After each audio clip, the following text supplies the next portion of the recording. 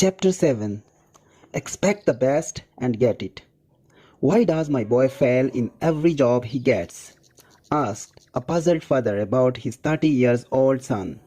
It was indeed difficult to understand the failure of this young man, for seemingly he had everything of good family. His educational and business opportunities were beyond the average. Nevertheless, he had a tragic flair for failure. Everything he touched went wrong. He tried hard enough, yet somehow he missed success.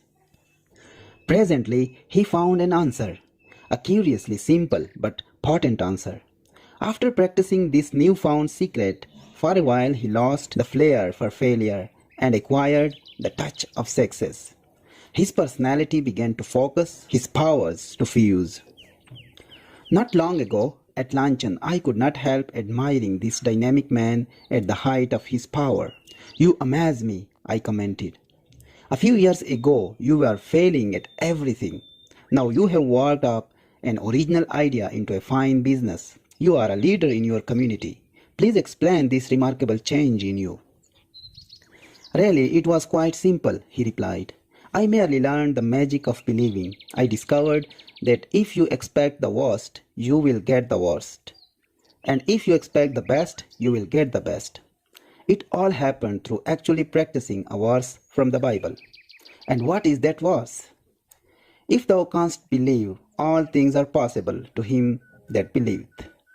"If you canst believe, all things are possible to him that believeth," from Mark. "I was brought up in a religious home," he explained, "and heard that verse many times, but it never had any effect upon me. One day in your church, I heard you emphasize those words in a talk. In a flash of insight, I realized that the key I had missed was that my mind was not trained to believe, to think positively, to have faith in either God or myself. I followed your suggestion for putting myself in God's hands and practiced your outlined techniques of faith. I trained myself to think positively about everything. Along with that, I tried to live right." He smiled and said, "God and I struck up a partnership. When I adopted that policy, things began to change almost at once for me. I got into the habit of expecting the best, not the worst. And that is the way my affairs have turned out lately. I guess it's a kind of miracle, isn't it?" he asked as he concluded his fascinating story. But it wasn't miraculous at all. Actually, what had happened was that he had learned to use one of the most powerful laws in the world, a law recognized alike by psychology and religion, namely, change your mental habits to believe instead of disbelief. Learn to expect, not to doubt.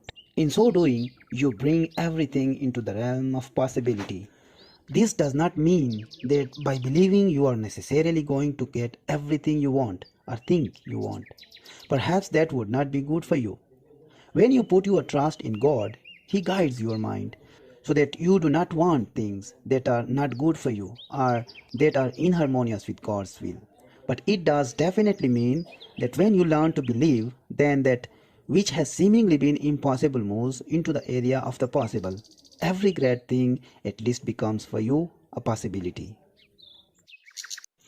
William James, the famous psychologist, said, "Our belief at the beginning of a doubtful undertaking is the one thing, now get that, is the one thing, that ensures the successful outcome of your venture. To learn to believe is of primary importance. It is the basic factor of succeeding in any undertaking. When you expect the best, you release a magnetic force in your mind which by a law of attraction tends to bring the best to you. But if you expect the worst, you release from your mind the power of repulsion which tends to force the best from you. It is amazing how a sustained expectation of the best sets in motion forces which cause the best to materialize." An interesting illustration of this fact was described by some years ago by Hugh Fullerton, a famous sports writer of a bygone era. As a boy, Hugh Fullerton was my favorite writer of sports stories. One story which I have never forgotten concerned Josh O'Reilly.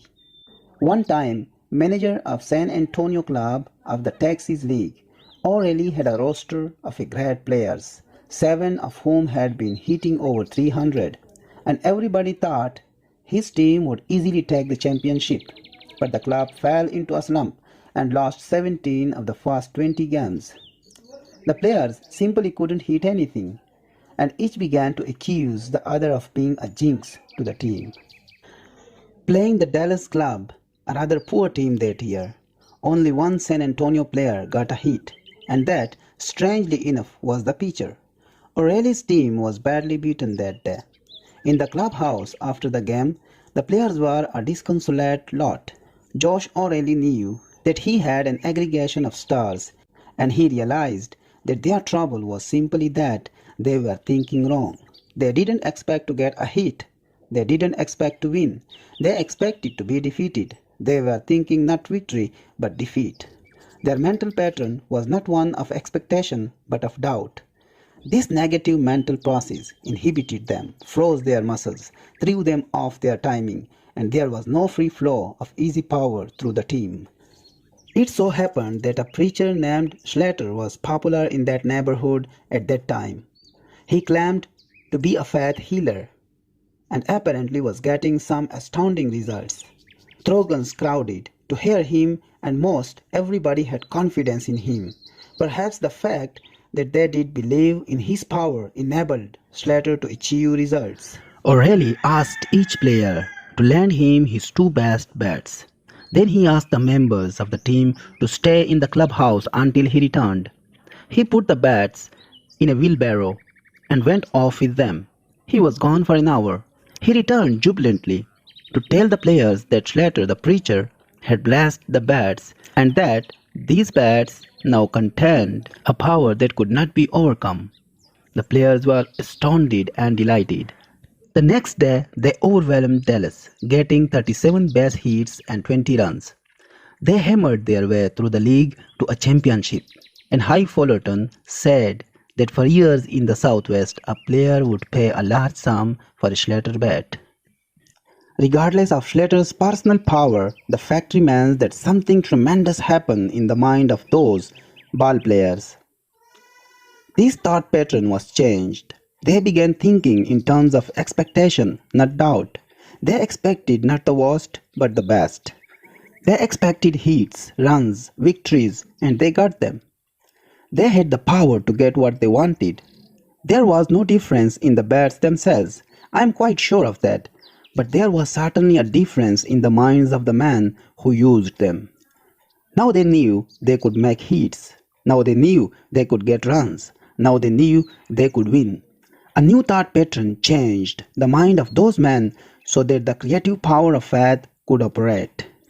Perhaps you have not been doing so well in the game of life. Perhaps you stand up to bat and cannot make a hit. You strike out time and again and your batting average is lamentably low. Let me give you a suggestion. I guarantee that it will work.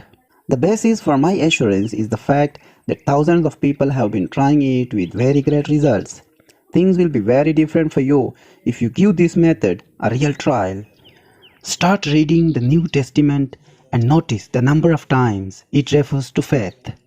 Select a dozen of the strongest statements about faith, the ones that you like the best. Then memorize each one. Let these faith concepts drop into your conscious mind. Say them over and over again, especially just before going to sleep at night.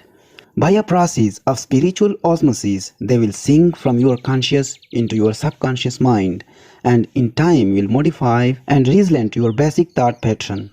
This process will change you in a believer into an expector, and when you become such, you will in due course become an achiever. You will have new power to get what God and you decide you really want from life. The most powerful force in human nature is the spiritual power technique taught in the Bible. Very astutely, the Bible emphasizes the method by which a person can make something of himself. Faith, belief, positive thinking, faith in God, faith in other people, faith in yourself, faith in life. This is the essence of the technique that teaches. If thou canst believe, it says, all things are possible to him that believeth, from Mark. If ye have faith, nothing shall be impossible unto you, from Matthew. According to your faith, be it unto you, from Matthew. Believe, believe, so it drives home the truth that faith moves mountains. Some skeptical person who has never learned this powerful law of the effect of right thinking may doubt my assertion regarding the amazing results which happen when this technique is employed. Things become better when you expect the best instead of the worst. For the reason that being freed from self-doubt, you can put your whole self into your endeavor, and nothing can stand in the way of the man who focuses his entire self on a problem. When you approach a difficulty as a personal unity, the difficulty which itself is a demonstration of disunity tends to deteriorate. When the entire concentration of all your force, physical, emotional, and spiritual, is brought to bear, the consolidation of these powers properly employed is quite irresistible. Expecting the best means that you put your whole heart, that is, the central essence of your personality, into what you want to accomplish. People are defeated in life not because of lack of ability, but for lack of wholeheartedness. They do not wholeheartedly expect to succeed. Their heart isn't in it, which is to say, they themselves are not fully given. Results do not yield themselves to the person who refuses to give himself to the desired results. A major key to success in this life, to attaining that which you deeply desire, it is to be completely released and throw all there is of yourself into your job or any project in which you are engaged. In other words, whatever you are doing, give it all you have got. Give every bit of yourself. Hold nothing back. Life cannot deny itself to the person who gives life his all. But most people, unfortunately, don't do that. In fact, very few people do. And this is a tragic cause of failure. Or, if not failure, it is the reason we only half attain. A famous Canadian athletic coach, S. Percival, says that most people, athletes as well as non-athletes, are holdouts. That is to say, they are always keeping something in reserve. They do not invest themselves 100% in competition. Because of that fact, they never achieve the highest of which they are capable. Red Barber, famous baseball announcer, told me that he had known few athletes who completely give themselves. Don't be a holdout. Go all out. Do this, and life will not hold out on you. A famous trapeze artist was instructing his students how to perform on the high trapeze bar. Finally, having given full explanation and instruction in this skill, to hold them to demonstrate their ability. One student, looking up at the insecure perch upon which he must perform, was suddenly filled with fear. He froze completely. He had a terrifying vision of himself falling to the ground. He couldn't move a muscle, so deep was his fright. "I can't do it, I can't do it," he gasped. The instructor put his arm around the boy's shoulder and said, "Son, you can do it, and I will tell you how." Then he made a statement which is of inestimable importance. It is one of the wisest remarks I have ever heard. He said, "Throw your heart over the bar, and your body will follow." Copy that one sentence. Write it on a card and put it in your pocket. Place it under the glass on your desktop. Take it up on your wall. Stick it in your shaving mirror. Better still, write it in your mind. You who really want to do something with life, it's packed with power. That sentence. Throw your heart over the bar and your body will follow. Heart is the symbol of creative activity. Fire the heart with where you want to go and what you want to be. Get it so deeply fixed in your unconscious that you will not take no for an answer. Then your entire personality will follow where your heart leads. Throw your heart over the bar means to throw your faith over your difficulty. Throw your affirmation over every barrier. Throw your visualization over your obstacles. In other words, throw your spiritual essence of you over the bar, and your material self will follow in the victory grove, thus pioneered by your faith-inspired mind. Expect the best, not the worst, and you will attain your heart's desire. It is what is in the heart of you, either good or bad, strong or weak, that finally comes to you. Emerson said, beware of what you want, for you will get it. This philosophy is of practical value is illustrated by the experience of a young woman whom I interviewed a number of years ago. She made an appointment to see me in my office at 2 o'clock on a certain afternoon. Being quite busy that day, I had gotten a little behind schedule, and it was about 5 minutes after 2 when I walked into the conference room where she was waiting. I was obvious that she was displeased, for her lips were pressed firmly together. It's 5 minutes after 2, and we had an appointment at 2 p.m., she said. I always admire promptness.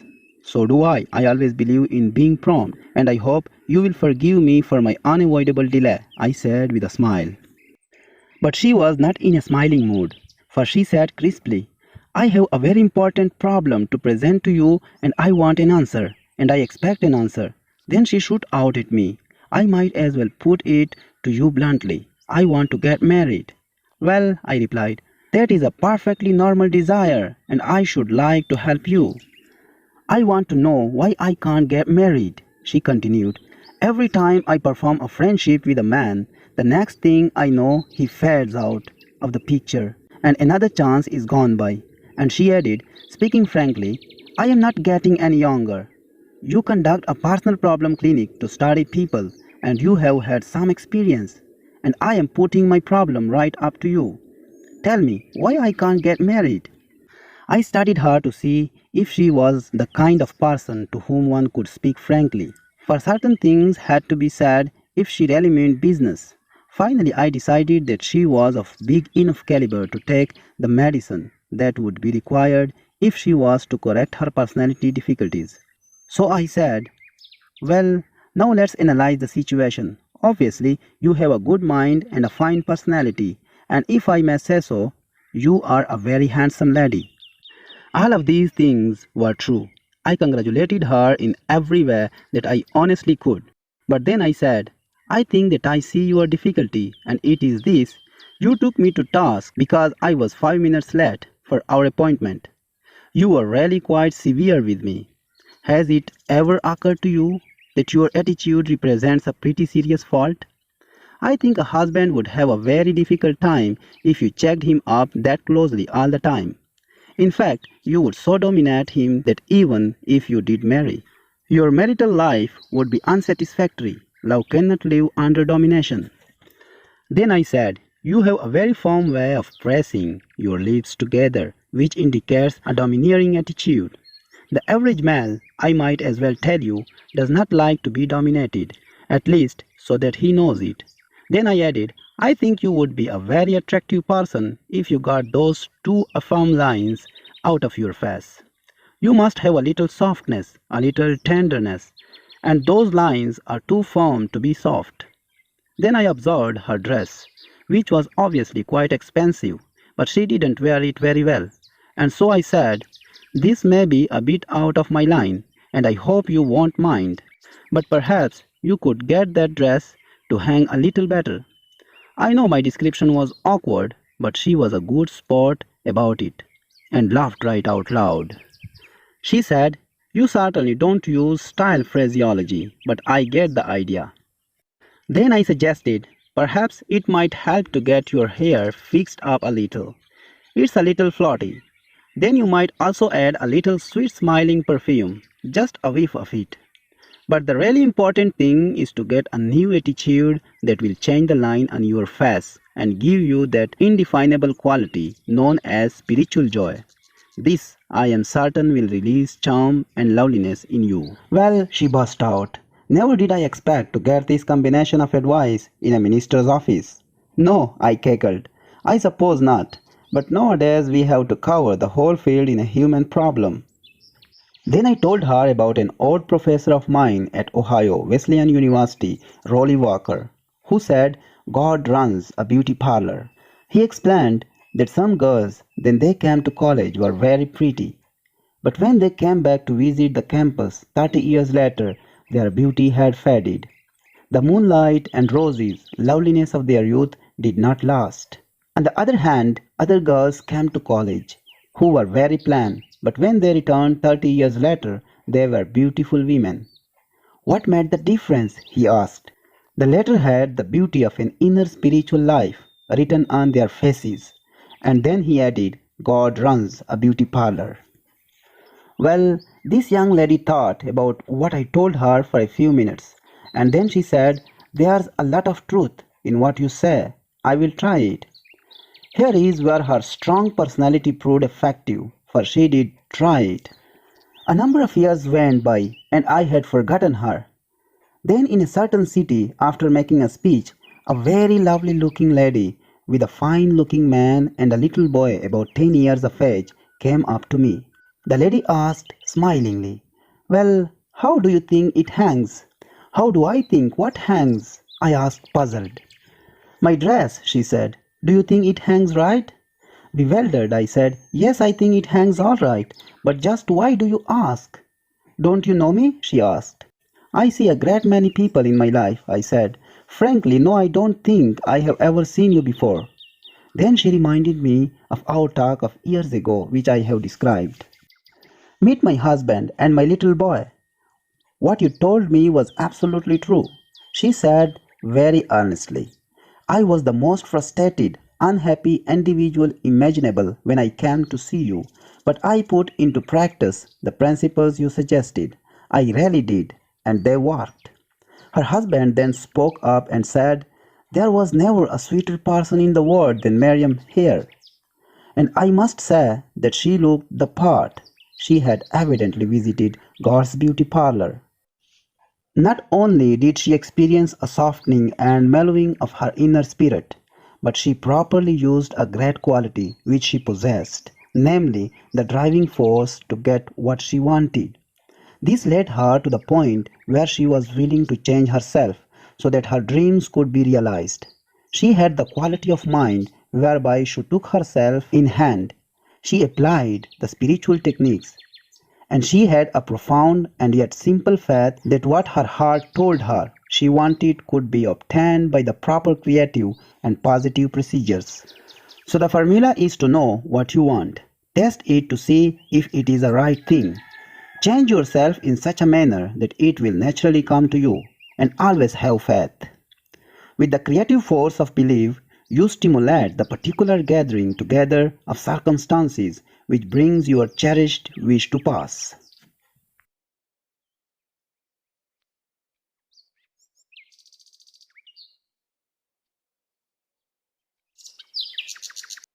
Students of modern dynamic thought are realizing more and more the practical value of the ideas and teachings of Jesus, especially such truths as dictum, according to your faith, be it unto you, from Matthew. According to your faith in yourself, according to your faith in your job, according to your faith in God. This far will get and no farther. If you believe in your job and in yourself and in the opportunities of your country, and if you believe in God and will work hard and study and put yourself into it. In other words, if you throw your heart over the bar, you can swing up to any high place to which you want to take your life and your service and your achievement. Whenever you have a bar, that is to say a barrier, in front of you, stop, close your eyes, visualize everything that is above the bar and nothing that is below it. Then imaginatively throw your heart over that bar and see yourself as being given lifting power to rise above it. Believe that you are experiencing this upthrust of force. You will be amazed that the lifting force you will receive. If in the depth of your mind you visualize the best and employ the powers of faith and energy, you will get the best. Naturally, in this process of achieving the best, it is important to know where you want to go in life. You can reach your goal. Your best dreams can come true. You can get where you want to go only if you know what your goal is. Your expectation must have a clearly defined objective. Lots of people get nowhere simply because they do not know where they want to go. They have no clear cut, precisely defined purpose. You cannot expect the best if you think aimlessly. A young man of 26 consulted me because he was dissatisfied with his job. He was ambitious to fill a bigger niche in life and wanted to know how to improve his circumstances. His motive seemed unselfish and entirely worthwhile. Well, where do you want to go? I asked. I just don't know exactly, he said hesitantly. I have never given any thought. I only know I want to go somewhere other than where I am. What can you do best? I then asked. What are your strong points? I don't know, he responded. I never thought that over either. But what would you like to do if you had your choice? What do you really want to do? I insisted. I just can't say, he replied dully. I don't really know what I would like to do. I never thought it over. Guess I ought to figure that one out too. Now look here, I said. You want to go somewhere from where you are, but you don't know where you want to go. You don't know what you can do or what you would like to do. You will have to get your ideas organized before you can expect to start getting anywhere. That is the failure point with many people. They never get anywhere because they have only a hazy idea where they want to go, what they want to do. No objective leads to no end. We made a thorough analysis testing this young man's capabilities and found some assets of personality he did not know he possessed. But it is necessary to supply a dynamic to move him forward. So we taught him the techniques of practical faith. Today he is on the way to achievement. Now he knows where he wants to go and how to get there. He knows what the best is and he expects to attain it, and he will. Nothing can stop him. I asked an outstanding newspaper editor, an inspiring personality, how did you get to be the editor of this important paper? I want to be, he replied simply.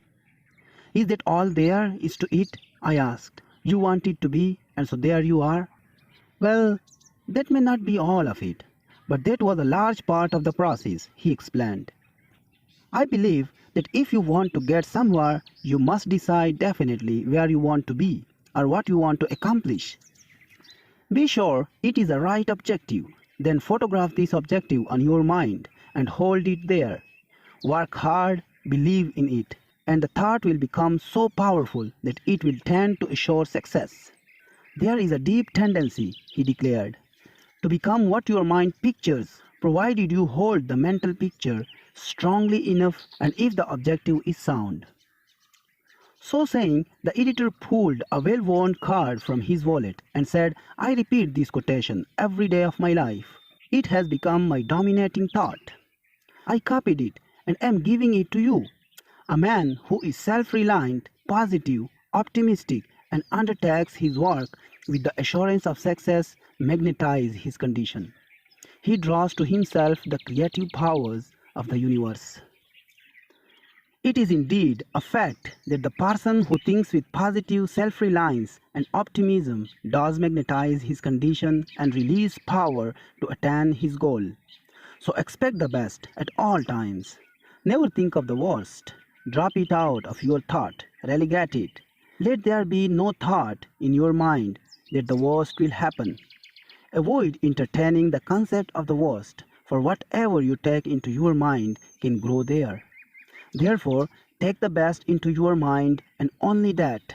Nurture it, concentrate on it, emphasize it, visualize it, prioritize it, surround it with faith. Make it your obsession, expect the best, and spiritually creative mind power aided by God power will produce the best. It may be that as you read this book, you are down to what you think is the worst, and you may remark that no amount of thinking will affect your situation. The answer to that objection is that it simply isn't so. Even if you may be down to the worst, the best is potentially within you. You have only to find it, release it, and rise up with it. This requires courage and character, to be sure, but the main requirement is faith. Cultivate faith, and you will have the necessary courage and character.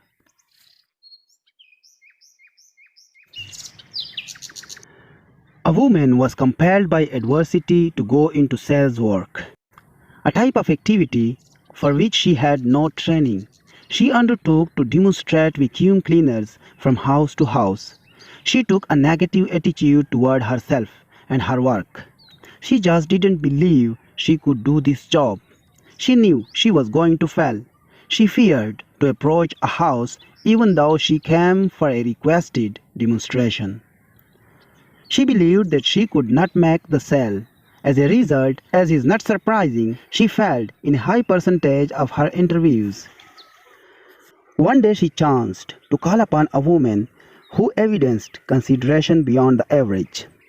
To this customer, the salesman poured out her tale of defeat and powerlessness. The other woman listened patiently, then said quietly, "If you expect failure, you will get failure. But if you expect to succeed, I am sure you will succeed."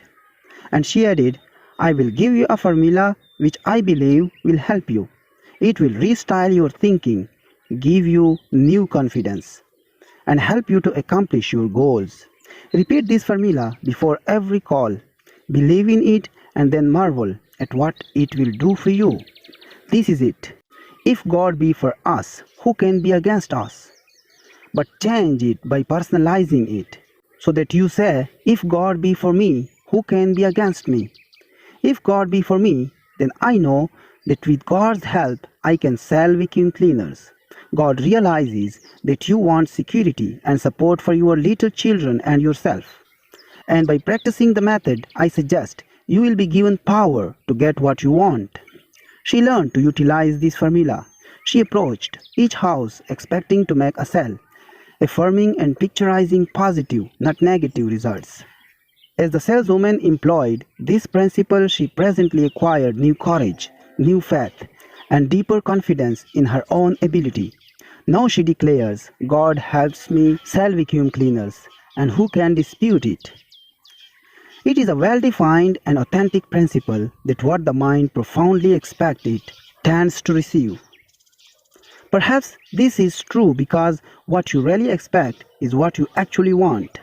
Unless you really want something sufficiently to create an atmosphere of positive factors by your dynamic desire, it is likely to elude you. If with all your heart, this is the secret. If with all your heart, that is to say, if with the full complement of your personality you reach out creatively toward your heart's desire, your reach will not be in vain.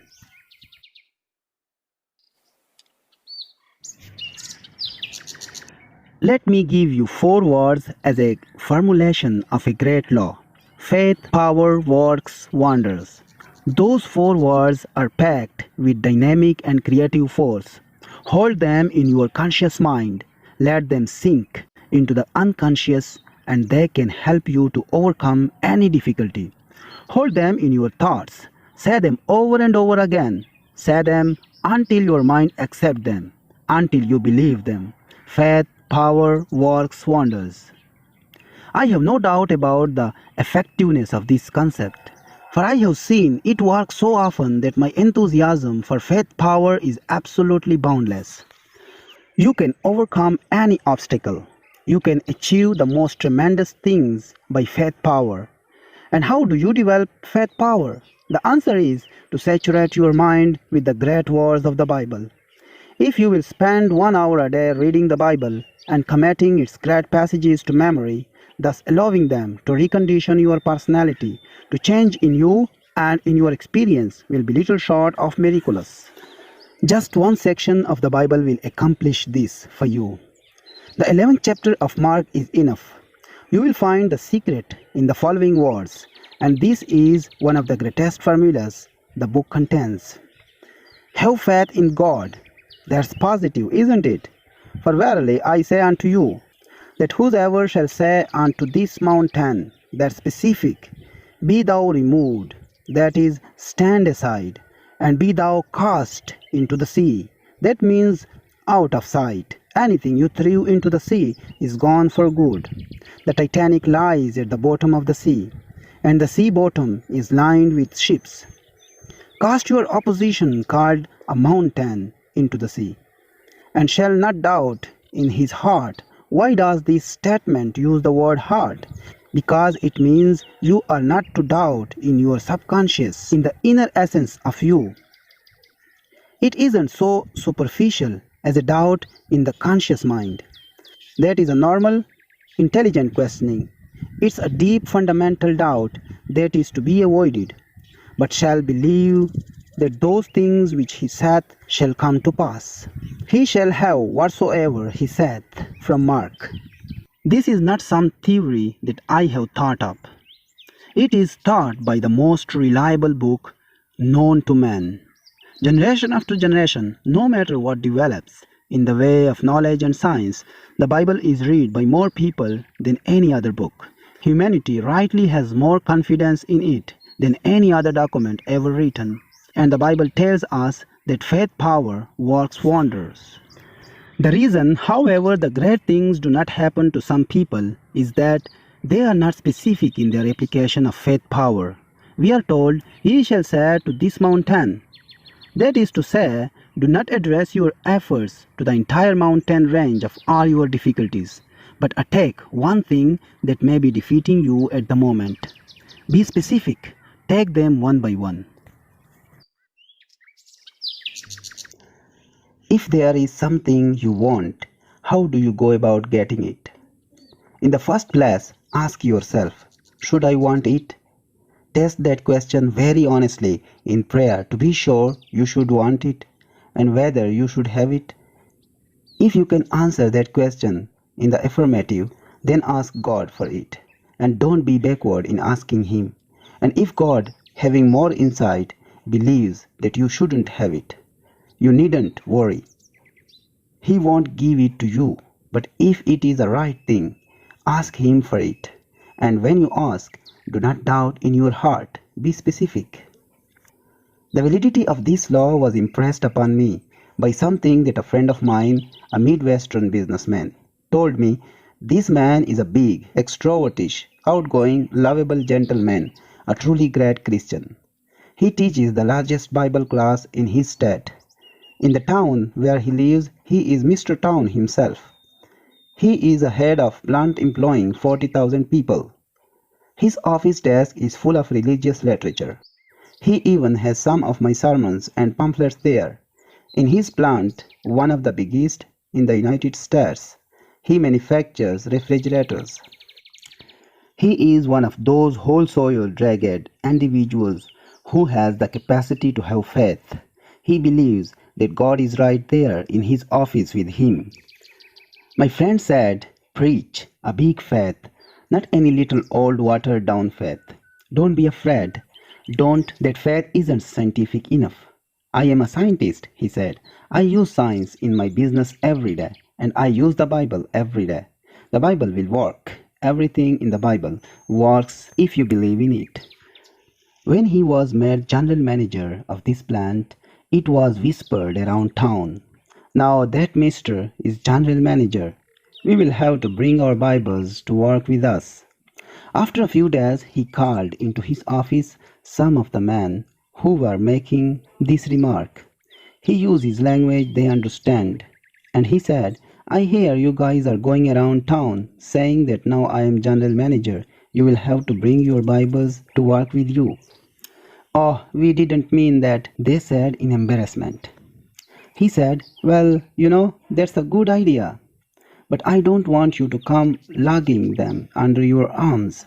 Bring them here in your hearts and in your minds. If you come with a spirit of goodwill and faith in your hearts and minds, believe me, we will do business. So, he said, the kind of faith to have is the specific kind, the kind that moves this particular mountain. Suddenly he said to me, did you ever have a toe bother you? I was rather astonished by that. But before I could answer, he said, I had a toe that bothered me, and I took it to the doctor here in the town, and they were wonderful doctors, and they said there wasn't anything wrong with the toe. that they could see. But they were wrong because it hurt. So I went out and got a book on anatomy and read up on toes. It is really a simple construction. There's nothing but a few muscles and ligaments and a bony structure. It seemed that anybody who knows anything about a toe could fix it. But I couldn't get anybody to fix that toe, and it hurt me all the time.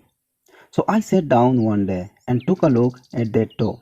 Then I said, Lord, I am sending this toe right back to the plant. You made that toe. I make refrigerators, and I know all there is to know about a refrigerator. When we sell a refrigerator, we guarantee the customer service. If his refrigerator doesn't work right, and if our service agents can't fix it, he brings it back to the plant and we fix it because we know how. So I said, Lord, you made this store, you manufactured it, and your service agents, the doctors, don't seem to know how to get it working right. And if you don't mind, Lord, I would like to have it fixed up as soon as possible because it's bothering me. How is the toe now? I asked. Perfect, he replied. Perhaps this is a foolish kind of story, and I laughed when he told it. But I almost cried too, for I saw a wonderful look on that man's face as he related that incident of a specific prayer. Be specific, ask God for any right thing, but as a little child, don't doubt. Doubt closes the power flow. Faith opens it. The power of faith is so tremendous that there is nothing that Almighty God cannot do for us, with us or through us if we let Him channel His power through our minds. So roll those words around on your tongue. Say them over and over again until they lodge deeply in your mind, until they get down into your heart, until they take possession of the essence of you. Whosoever shall say unto this mountain, Be thou removed, and be thou cast into the sea, and shall not doubt in his heart, but shall believe that those things which he saith shall come to pass, he shall have whatsoever he saith. I suggested these principles some months ago to an old friend of mine, a man who perpetually expects the worst. Up to the time of our discussion, never did I hear him say anything other than that things would not turn out right. He took this negative attitude toward every project or problem. He expressed vigorous disbelief in the principles outlined in this chapter and offered to make a test to prove that I am wrong in my conclusions. He is an honest man, and he faithfully tried these principles in connection with several matters and actually kept a scorecard. He did this for 6 months. He volunteered the information at the end of that period that 85% of the matters under investigation had turned out satisfactorily. I am now convinced, he said, although I wouldn't have believed it possible, but it is evidently a fact that if you expect the best, you are given some strange kind of power to create conditions that produce the desired results. From now on, I am changing my mental attitude and shall expect the best, not the worst. My test indicates that this is not theory but a scientific way to meet life situations. I might add that even the high percentage he attained can be raised with practice. And of course, practice in the art of expectation is as essential as practice on a musical instrument or with a golf club. Nobody ever mastered any skill except through intensive, persistent, and intelligent practice. Also, it should be noted that my friend approached this experiment at first in a spirit of doubt, which would tend adversely to affect his earlier results.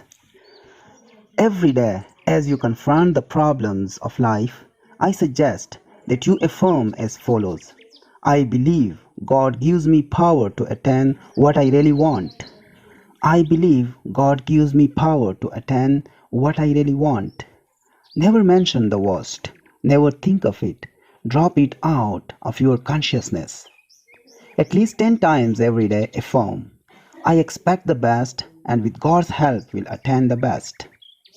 In so doing, your thoughts will turn toward the best and become conditioned to its realization. This practice will bring all of your powers to focus upon the attainment of the best. It will bring the best to you.